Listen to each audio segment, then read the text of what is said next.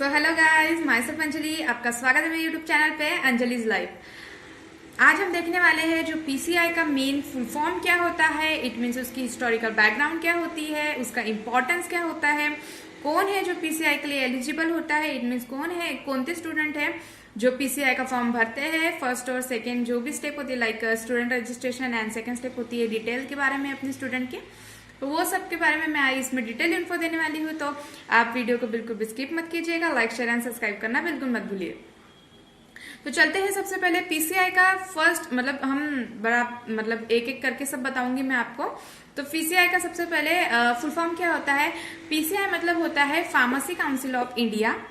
ये एक काउंसिल है, इट मीन्स काउंसिल ये बनी है फार्मेसी काउंसिल ऑफ इंडिया। अब आपको फार्मेसी इसमें दिख ही गया होगा, तो इसका मतलब आपको समझ ही गया होगा कि फार्मेसी आ गया है, तो इट मीन फार्मेसी वाले ही स्टूडेंट या फिर फार्मेसी स्टूडेंट ही इसे भर सकते हैं, क्योंकि इससे ही उनको सारे आगे के प्रोसेस जो होते हैं वो इसी से शुरू होते हैं।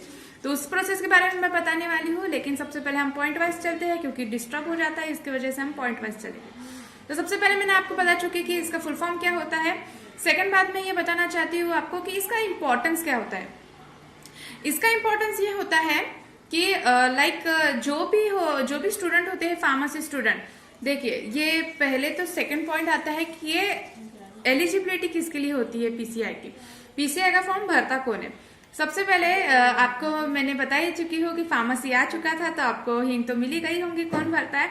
फिर भी मैं आपको बता देती हूँ कि फार्मेसी पीसीआई का जो रजिस्ट्रेशन होता है वो सिर्फ डी फार्मा, बी फार्मा और एम फार्मा वाले स्टूडेंट ही भर सकते हैं, क्योंकि इसके बारे में मैं आपको बताती हूँ कि क्यों भरते हैं पीसीआई का फॉर्म फार्मेसी स्टूडेंट।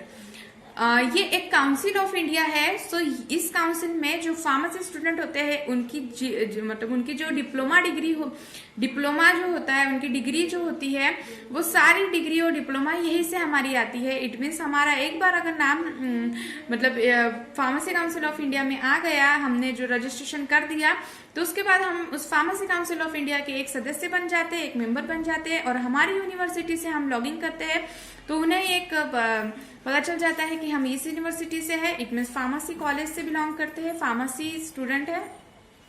तो इसी वजह से हम पीसीआई में रजिस्ट्रेशन करते हैं, और जो हमारी डिग्री डिप्लोमा होती है वो सब यही से आती है।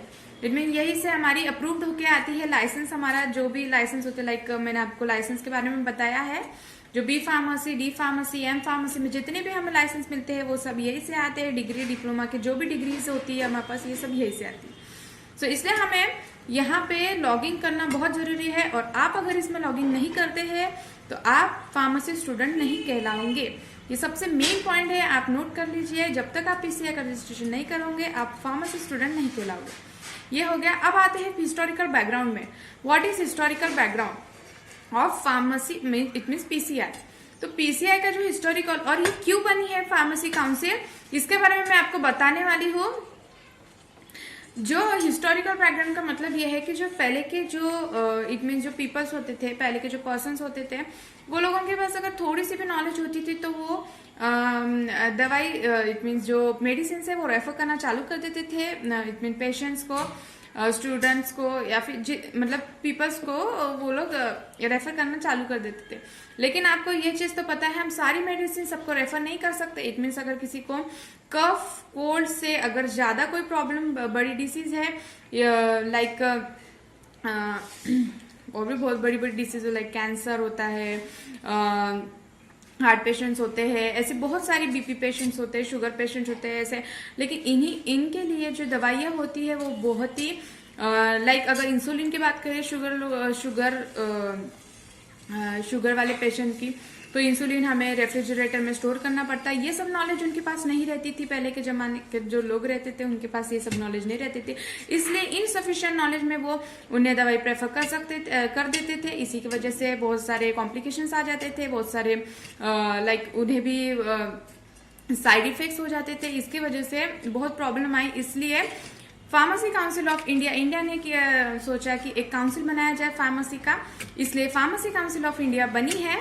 सो यही था उसका हिस्टोरिकल बैकग्राउंड। इसी के वजह से एक काउंसिल बनी थी, फार्मेसी काउंसिल ऑफ इंडिया, इसी को कहते हैं पीसीआई, और इसी में रजिस्टर्ड करते हैं बी फार्मा, डी फार्मा और एम फार्मा वाले लोग।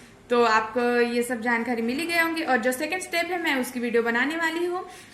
फिर भी मैं आपको सेकंड स्टेप की थोड़ी सी जानकारी इसमें दे देती हूँ कि उसमें कौन से डॉक्यूमेंट्स हमें लगने वाले हैं। तो आप उस डॉक्यूमेंट्स को रेडी रखिएगा, या फिर मैंने पर्सनल एक्सपीरियंस किया है, मैंने पर्सनली अपना फॉर्म फिलअप किया था, तो मैं आपको भी फॉर्म कैसे फिलअप करते हैं सेकंड स्टेप में उसमें बताने वाली हूँ। लाइक हम सेकंड स्टेप में हम जो यूनिवर्सिटी से बिलोंग करते हैं, जो हम कॉलेज से बिलोंग करते हैं, उसी का ही एक इट मीन्स हमारा आइडेंटिटी कार्ड रहता है वहां का, और हमें डिग्री आती है पीसीआई से। सो पीसीआई, अगर आपका कॉलेज पीसीआई अप्रूव्ड है तो आप इस फॉर्म को इट मीन्स आप रेफर कर सकते हैं। आप अपने कॉलेज से ही आ जाएगा आपका लिंक, आप अगर उन्हें कहोगे। और पास कोड, कॉलेज का पास कोड होना जरूरी होता है, या फिर जब आप फर्स्ट स्टेप कंप्लीट कर लेते हो, रजिस्टर में दबा देते हो, तो आपकी सेकेंड स्टेप स्टार्ट हो जाती है। उसमें आपकी डिटेल्स भरी जाती है, एचएससी की डिटेल, एचएससी की मार्कशीट लगने वाली होती है, 10th की मार्कशीट लगती है, फोटो, साइन, आपके डिटेल्स लगते हैं, number, email ID, age, blood group, all this details are needed there. So please आप अपने पास सारी डिटेल्स को पहले से ही रख लीजिएगा, तो आपको उतनी दिक्कत नहीं आएंगी। हाँ, और मेन आपकी कास्ट वैलिडिटी, कास्ट सर्टिफिकेट, डोमेशियल्स, ये आपको लगेंगे। अगर आप जनरल कास्ट से बिलोंग करते हैं तो आपको ये सब नहीं लगेगा, जैसे कि मुझे नहीं लगा था ये सब, domicile, caste certificate, cast validity. मैंने डायरेक्ट उसमें जनरल कास्ट डाली थी, तो उसमें ये सब डिटेल मुझे नहीं लगे। मैं डायरेक्ट थर्ड साइड में गई थी, अपनी फोटो साइन अपलोड किया, और वहां पे मेरा और भी एक और स्टेप रहती है, उसमें हमें थोड़ी और जानकारी देखने। जैसे जैसे आप वो फॉर्म में जाओगे आपको वैसे वैसे मिल जाएगा। सो बाकी की जितनी भी डिटेल है मैं आपको फॉर्म के समय बता दूंगी। So thank you so much guys. देखते रहिए मेरा चैनल, बिल्कुल भी स्किप मत कीजिएगा मेरे शेयर को, आखिरी तक देखिएगा, and like and share, subscribe करना बिल्कुल मत भूलिएगा। सो बाय बाय गाइस।